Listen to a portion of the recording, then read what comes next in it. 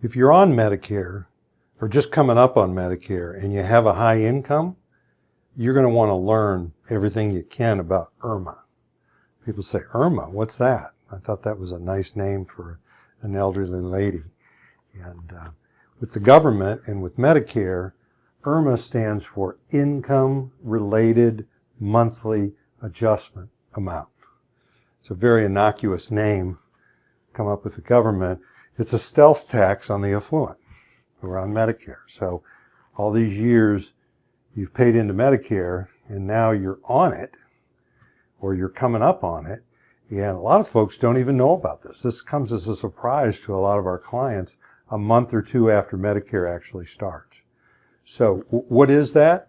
Is if your taxable income is over these amounts, for a single filer, that's $87,000 a year, and for a married filing jointly is $174,000 or more, you're going to pay an extra surcharge on your Medicare Part B and D premiums. And say, well, how much is that? I mean, we can get into details of it, but it can be as much as $500-600 a month per person that you're going to pay extra for your Medicare Part B and your Part D. So it's expensive, and it really comes as a surprise to many clients because they just didn't see it coming, and it angers them. So there are things you can do about this, and we can help you do about this from a planning perspective. If it's affecting you right now in 2020, they're using your 2018 tax return.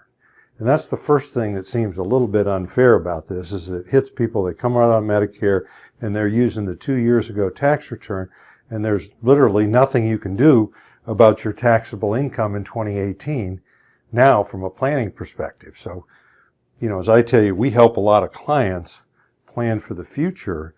If you're going to be on Medicare for 30 years, you got a lot of years of income and a lot of years of IRMAA surcharges, and there's things we can do in shifting your investments and your income around in such a way that this isn't quite so penal.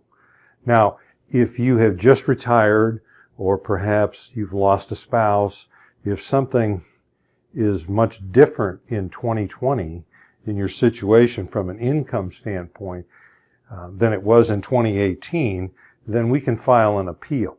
Like, for instance, I just have a new client. He's a veterinarian.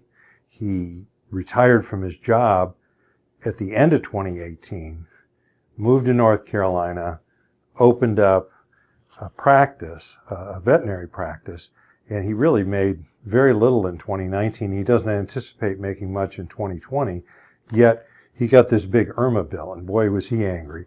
And we filled out this form and did some preparations, and we haven't gotten the results back yet, but most of the time they're going to come back and reduce this. So if you've had a big change and a swing, there's things we can do about it. And, you know, it's important at this point that you learn what it is and what can be done. So I'm Hans Scheil. We're in all 50 states and the District of Columbia, and I thank you for listening.